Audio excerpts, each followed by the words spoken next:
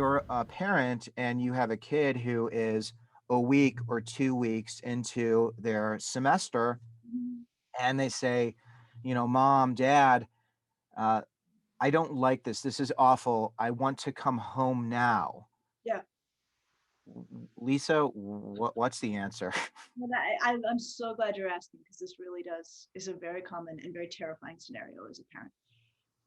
So the first thing that we want by way of framing here is that it is a normal part of adolescence to do what we call externalization. It's a defense that is pretty unique to adolescence, which is basically I manage my upset feeling by making you have it instead.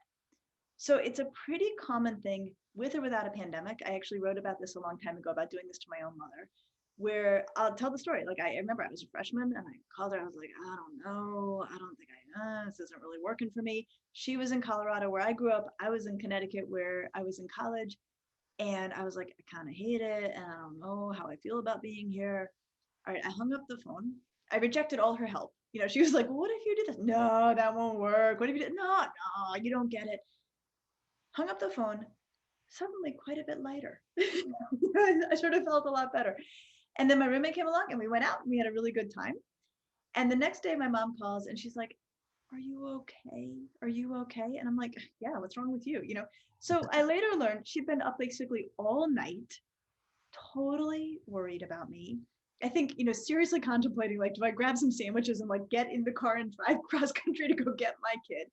And that was a classic externalization. And teenagers do this in high school too. But like you say, the kid dumps it on you, goes to their room, you feel terrible. And then an hour later, you see the kid and they are clearly okay. And so you feel all right as a parent. Once they're off in college, the kid dumps it on you, they feel better, you feel terrible, and they're not responding to your texts. And the reason they're not responding to your texts is they're like, oh, no, no, you have the emotional garbage. I don't want it back. Like I just dumped it on you for a reason, like I don't want to talk to you. So here's what I would say to parents.